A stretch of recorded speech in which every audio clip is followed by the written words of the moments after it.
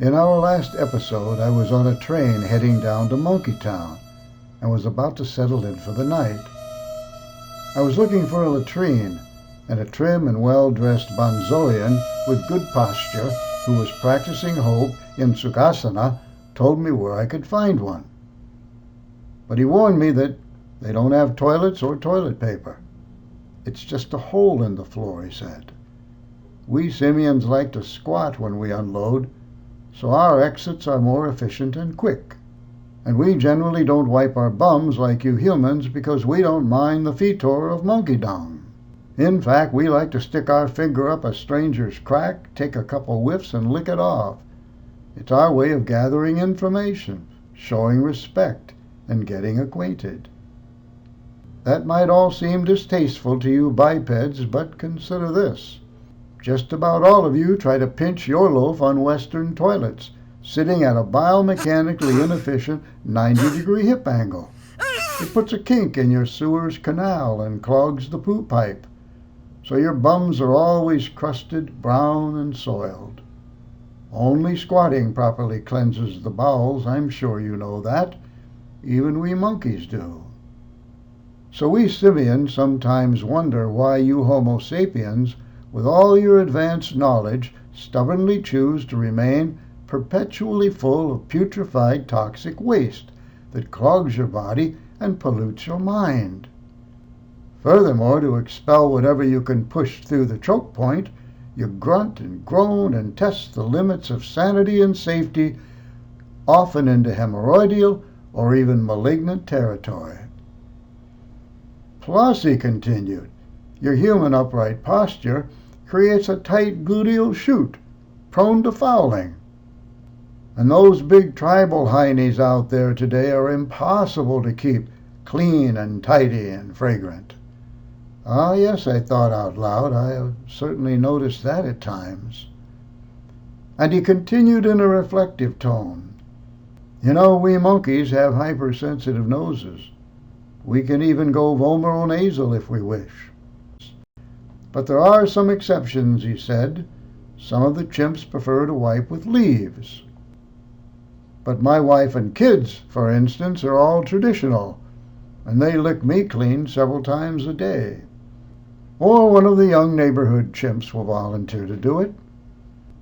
And when I can afford it, I go downtown and pay a pretty girl or two for more expensive and professional services, if you know what I mean. Honestly, though, he mused, I miss those days when I was young and agile enough to lick myself. With that, he returned to his pranayama practice, and I headed off. And oddly enough, I met a cute little hybrid nursing student named Wanda 15 minutes later on the way back to my sleeper car, who insisted on spending the night and giving my bottom a complete and thorough medical-grade simian saliva rinse. A few weeks later, I met a hybrid teacher named Candy, who routinely fillets her young students when they exceed her academic standards, and she slid so deep inside me I could feel her tongue exploring the inside of my brain. She learned how to do it from a book written by an orangutan named Pony, who was kept as a sex slave in a Borneo brothel that was frequented by lonesome men from throughout the community. She knows her stuff. It's a bestseller, Candy told me. I understand why, I replied. But it still all seemed oddly novel and foreign and somewhat awkward. But I assume that's because I'm old, narrow-minded, culturally deficient, and lack adequate primate diversity sensitivity to fully appreciate and accept and embrace the increasing cultural normality of it all. As my friend Aquanet used to say, it's just what monkeys do. The next morning, a conductor told us the bridge was out ahead, so we boarded another train going deep into one of the most remote and unknown regions of Monkeyland. 6 hours later, we stopped outside a Spartan military installation in the middle of nowhere.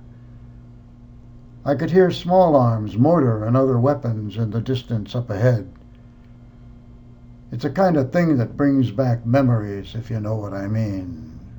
We were going to be here for a while, another conductor told us, and perhaps all night. And so began another adventure.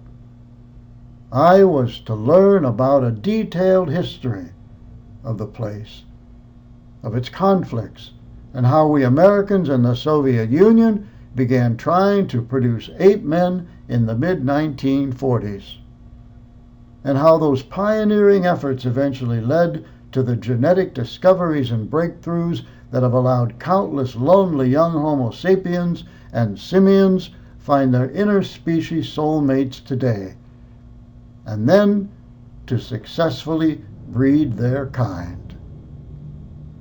So now we have diverse hybrids all over America.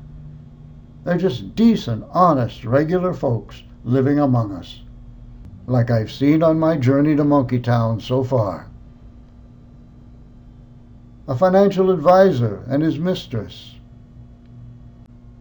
a lifestyle coach and his lovely family, a well-known television reporter and her husband. So the whole thing was already happening back when I was born in 1945, I thought. But I didn't know anything about it back then. I do now, though, and the gripping, circuitous, and sobering tale of how this all came to be would rock my sheltered world. But that history must wait for another time, my friend, when the circumstances here on the train are less unstable.